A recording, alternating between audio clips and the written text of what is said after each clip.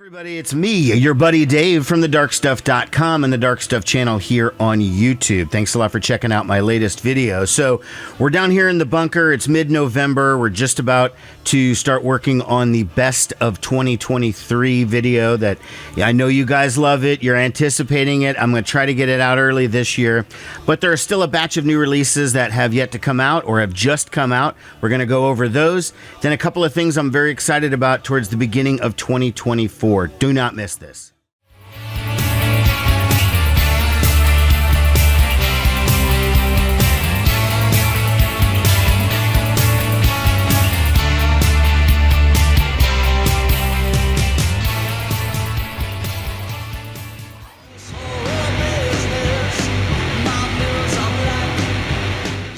So first and foremost, as far as the new stuff goes, and this won't be in my best of 2023 because it's a compilation, and it's the new release from Superchunk. It's called Misfits and Mistakes, Singles, B-Sides, and Strays 2007 to 2023. And as the title implies, this is a B-Sides and outtakes, or B-Sides and singles comps, okay? And this is about the third or fourth one that Superchunk has done over the years. And in the 90s, I would already have everything already. I had all the 7 inches, all the singles, you know, whatever. So it was like, it was just compiling them onto one place. Nowadays, I definitely do not have most of this stuff. It is, if you buy it on LP, it's 4 LPs. It's 2 CDs here. As the cover, there's Laura Balanced with the devil lock hair, like the Misfits. And there are 4 Misfits covers on here. Lots and lots of great stuff. These guys are the king of singles, and this compilation is no exception.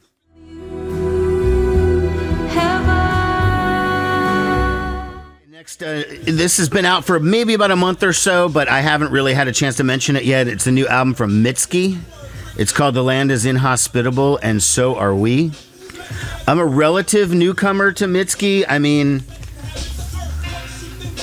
I've heard the name, but I erroneously thought she was more of a mainstream artist, and it's not that her stuff can't be heard by mainstream people, but it is still definitely part of the indie scene. She is it's slow, it's atmospheric, she has a really beautiful voice, the lyrics are really intense and powerful, and this album is really, really great.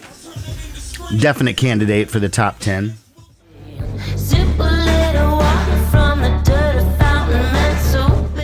From the Kills is out. It's called God Games. You know this band featuring Alison Mosshart, also of the Dead Weather, with Jack White. And while that band is pretty cool, this is her main thing. This is their first new album since 2018, I believe. And only their 6th album in their 20-year career, which is kind of surprising to me because I thought they had a lot more material out. But I guess there's compilations and they've had reissues and such. But anyways, this one is, I've been listening to it a lot. This will be in the top 20, 10, I don't know. We'll have to see. I'm keeping going with it. I haven't decided whether this could qualify or not. It's the new Cat Power. Cat Power sings Dylan, okay? And it's her redoing the infamous Bob Dylan concert from the Royal Albert Hall in 1966, where the guy yells out Judas or whatever during the concert or whatever. No actual equivalent on this one, but it's her doing all the songs that Dylan did in 1966 in front of a crowd at Royal Albert Hall. Now, my normal deal is with albums when I do my best ofs is that live albums don't count. But this is a live album where she's doing she's doing all Dylan songs. So it's one of these ones I'm not 100% certain on where I'll come down on it. I have been listening to it a lot over the last week or two, and it is beautiful and amazing. I saw Cat Power last summer, and she was great. It was like her first show back in like a really long time. So, I mean, I'm on board with the Cat Power thing. We're going to have to see where it fits in if it qualifies.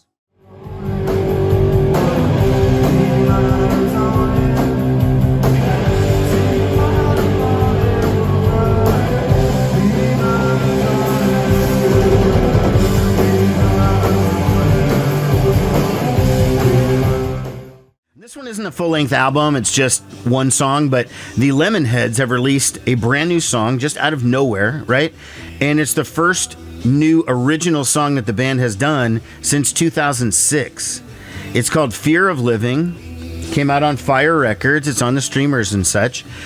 But, you know, since Evan Dando started reusing the name The Lemonheads in 2006, they put out that self-titled album. It was fantastic. The Lemonheads albums that have come out since then, Varshan's 1, Varshan's 2, were both covers. He did something called the Hotel Sessions, but that was just acoustic versions of Come On Feel the Lemonheads album that he recorded back in the 90s.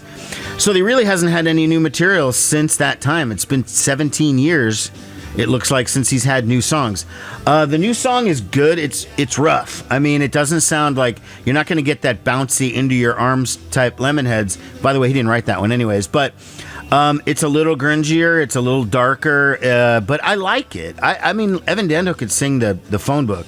Even if it sounds like he's been smoking 6 packs of cigarettes before doing the vocal, it's still really good. Evan Dando is going on a solo tour at the beginning of the year. And they've already announced all the dates and stuff. So it's weird. He's been doing these Lemonheads tours without a new Lemonhead song, and the instant they put out a new Lemonhead song, he's going out on a solo tour.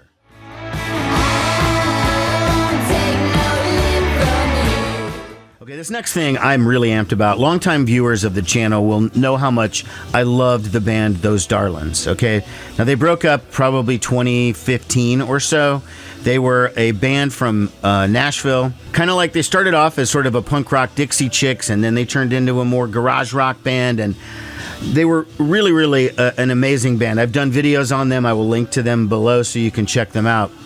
Sadly, though, the lead singer, Jessi Zazu, or Jessi Darlin, as they called her back then, or Jessi Warner, which was her birth name, died in 2017. She died at age 28 due to cervical cancer. It was really, really sad. The breakup of Those Darlins seemed to coincide with her getting sick, but apparently they are unrelated. But I had always heard rumors that there was a fourth Those Darlins album that they had started working on, but had aborted it and didn't finish.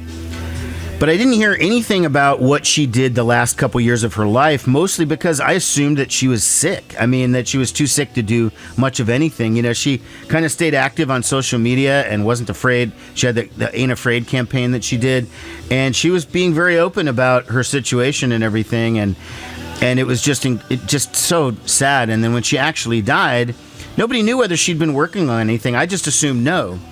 Well, all of a sudden, their drummer, Linwood, announced that he and Jessi, they were a couple, and he was the drummer of Those Darlins, they had been working on some new stuff. And they weren't able to totally finish it before she passed, but Linwood went through the process of finishing it, mixing it, putting it together. They're calling the project Mama Zoo, okay, kind of like Zazu. And the album is going to be called Quilt Floor. Comes out February 23rd. I am beyond excited. Now, I assumed that when I first read it, I was like, wow, these are probably going to be crummy sounding demos and whatever. I'm going to get it because I love Jessi, but I'm not really anticipating it being that good. The single Lip, which is out now and on the streamers and whatnot, is excellent. It sounds like a leftover Those Darlins track. Really, really good. I'm very excited about the rest of the tracks when I finally get to hear them.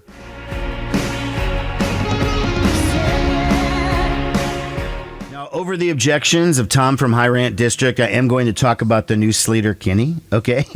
They're going to have a new album out on January 19th, and it's called Little Rope. The first single is already out. It's called Say It Like You Mean It. I've been playing it a bit on my show. The song's okay, you know. The video, though, is pretty interesting. If you're a fan of the show Succession, it stars Jerry, the actress who played Jerry, on the show, and she kind of plays the part and does the vocal and everything. Now, what my question is, okay, is if this video just came out now, actors have been on strike for the past, 6 months or so. How was she able to appear in that video?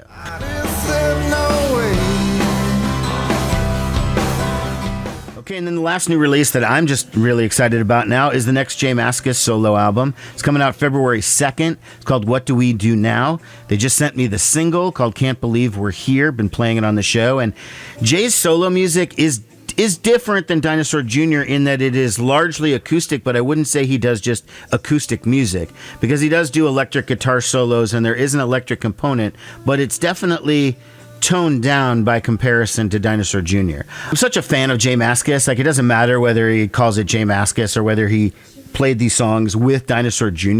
You know, I mean, I like the new single, and I'm sure I'm gonna like the album. I'm excited about it. It's up on my list for next year. Okay, and the last thing is just some concert stuff. You know, here's a list of some of the shows that I'm going to be going to over the next month. Some of these are still in this year, and some of them are next year. But a big one I wanted to point out specifically was the Porno for Pyros one, because if you remember a couple of videos ago, I said, oh, man, you know, Samia was playing on the same night as Porno for Pyros, and I was going to skip Samia and go to Porno for Pyros because it was their final ever tour.